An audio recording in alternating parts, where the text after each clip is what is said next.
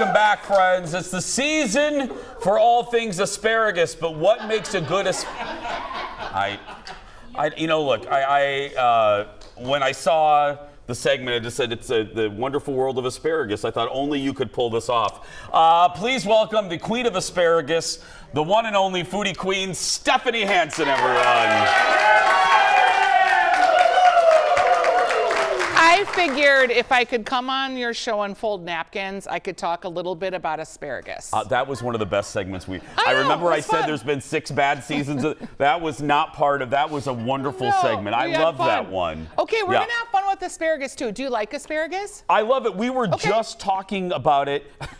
This is how exciting it is in the Matheson household, but we were like, we were trying to think of veggies. He's like, well, we're gonna get sick of broccoli. I go, well, there are other green vegetables, and we mentioned the lovely asparagus. Okay, so I'm gonna show you lots of things today. Okay. The first thing I'm gonna show you is what you do when you get your bunch of asparagus. You put it in a jar with water, just like you would a plant. Okay. And you put that in the refrigerator, okay? That's gonna extend the life of your asparagus and make it a little more full of moistness and not so dry and woody. So that's the start, okay? Okay. Dry and woody. Yeah, you don't want dry and woody. Okay.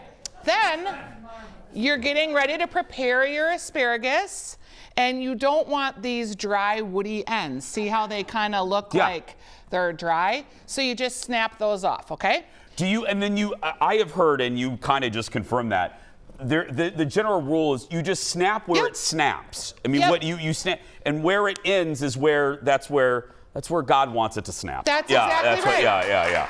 That's exactly right. Thank you. And these are more tender and perfect for eating. Okay. Now, because I'm Stephanie Hansen, what do you do with the ends? You throw them away. No. Okay.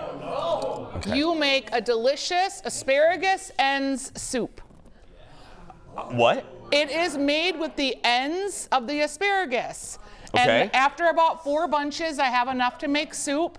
I store those in the freezer until I'm ready, and then I roast them in the oven with a head of garlic, and I blend them up with a little lemon juice, and I make soup. Are you gonna feed me like? Wait, no. You know what this?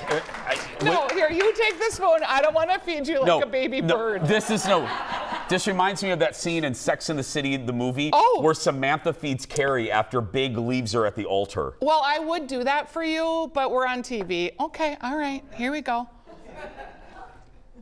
So this is just... That did not go well. Yeah. Oh! It's just the ends of the asparagus. I think it's good. That's interesting.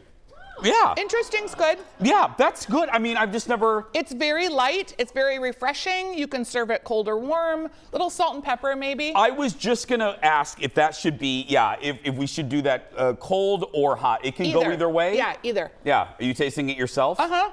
How do you like your own work? Delicious. Yeah. That's good. Yeah. I put a little bacon crumble, because I always think soup needs a little garnish, but you could do crispy shallots. Little texture. Yeah. Okay. All right. Have you ever had shaved asparagus salad? No. Okay, so I have asparagus in my garden, and Who knew there were so many uses for this stalk? Me. You know, I know it's rhetorical. I'm just saying, No. So you get your vegetable peeler, and you just shave strips, right? Okay. Okay, this seems like a lot of work already. No, it's not. Okay, so you load up your plate with your strips. Okay. And then you just put a little dressing on. Okay. And then your second part is you shave Parmesan cheese crumbles. Okay. So it's just like a fully shaved salad. It looks really pretty on a platter. And these are cooked, right? Cooked, no, raw asparagus? They're raw. Now, when you grow them in your garden, they're super tender, and that's the optimal time to do this. But I think it's good even if they're not grown from your garden. Well, we both can't have our mouth full. I just, Okay. But no, this looks, what kind of dressing is this, my love? Just a lemon vinaigrette. Oh my, I just never thought of. Yeah, you can shave radishes, you can shave beets, you can shave zucchini. This is kind of I can make a mess, In the summertime, that is how we eat a lot of our vegetables that are from the garden. It's good. I had my doubts. I understand. It's kind of, it's a little more than people are used to. That is really good. Yeah. That is really good. That is really good. Yeah. Okay. I completely changed my mind about that. Well, and try it with other vegetables too, like radishes or beets or any of your fresh vegetables. Yeah. Okay. Okay, next. Okay, this is like, I served this at Easter and it was the first thing to go. These are just roasted asparagus that I've wrapped in some prosciutto, okay? Oh. So you snap off your ends and save them for your soup. May I eat one while you're doing this? You sure can. Oh, okay. That was the first thing to go. Kids love them, adults love them. You just roll up your little piece of prosciutto asparagus here, okay? And then you roast it in the oven at 400 for about 12 minutes. You can dip it in a little Dijonnaise mayonnaise situation if you want that I made. But for people, like if you're having a dinner party, you want an appetizer, you don't know if people are going to be eating bread, the whole keto thing, they're just amazing. I now know why the kids love that. Yeah. It's real. Both of these things. I'm loving this. Okay. Super good. We have 1 minute. One more thing. I made for you this morning the goat cheese and You have me right there. asparagus frittata. Oh, what?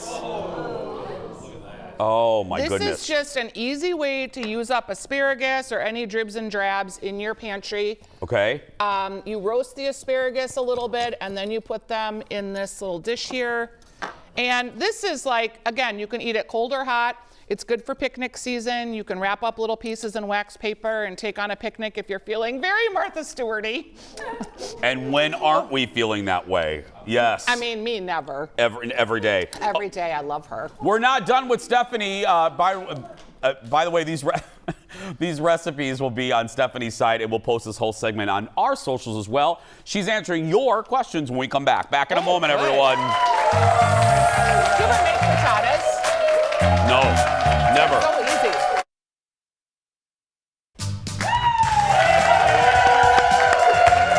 Welcome back. As I said, we're not done with Hansen just yet. Stephanie Hansen joins us answering your foodie questions from our Jason Show Facebook page. The first question is from Annie. Hello, Annie. She asks, what are the best and easiest substitutions to make delicious comfort food just a little healthier? Good question. Oh, like delicious comfort food might be like meatloaf. You can fill the meatloaf with like grated vegetables like zucchini or carrots. People don't really know that that's in there. Other comfort foods, healthier. Like what else would be comfort foods? Like mashed potatoes, you can use plain yogurt instead of tons of butter.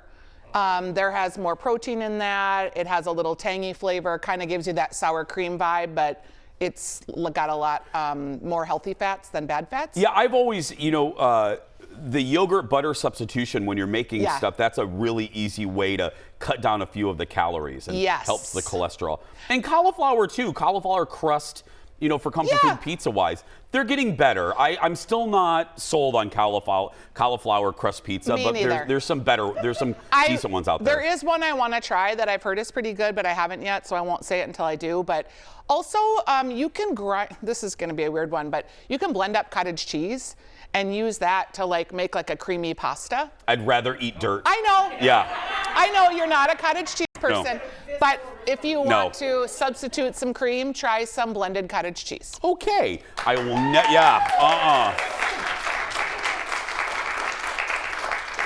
Next is Christy. Hi, Christy. She says she is 69 years old and afraid of pressure cookers. How? Hey, I do not blame her. I know a lot of people who are just like her. Yeah. Stephanie, she writes, how safe are Instant Pots? You cannot blow yourself up with the Instant Pot.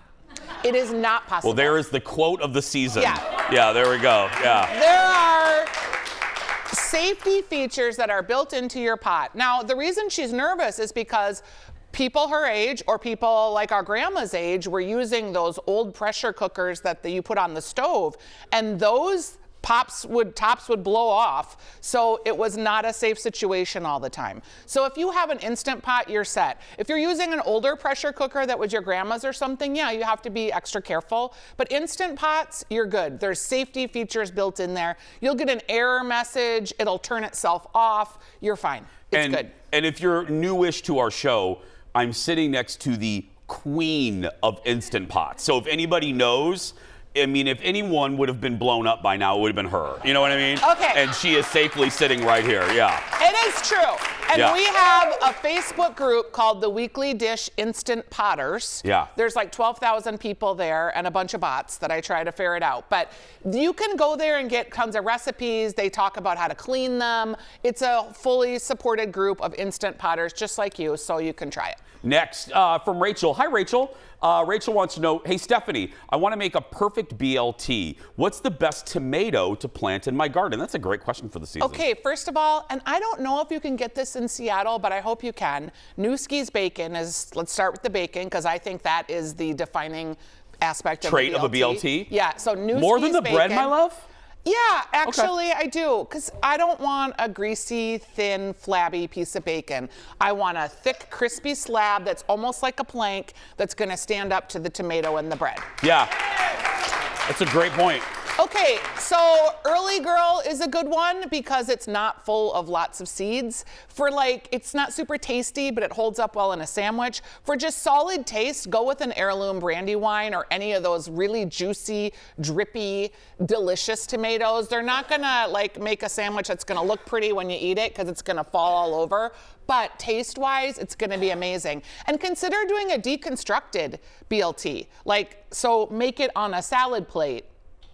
And then you can control a lot of the juice instead of it like running all over your face. That dramatic came from Theodore, by the way. He hadn't thought about that. He hadn't thought about that.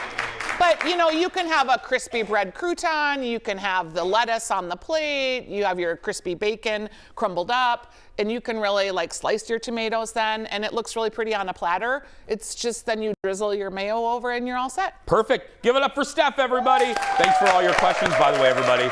All of our recipes are on our website, stephaniesdish.com. And she mentioned the Weekly Dish. Support Steph. Listen to the radio show Saturdays 9 to 11 on mytalk1071.com. Or, yeah, if you're around the country, mytalk1071.com. We're going to take a break. We'll be right back. Back in a moment.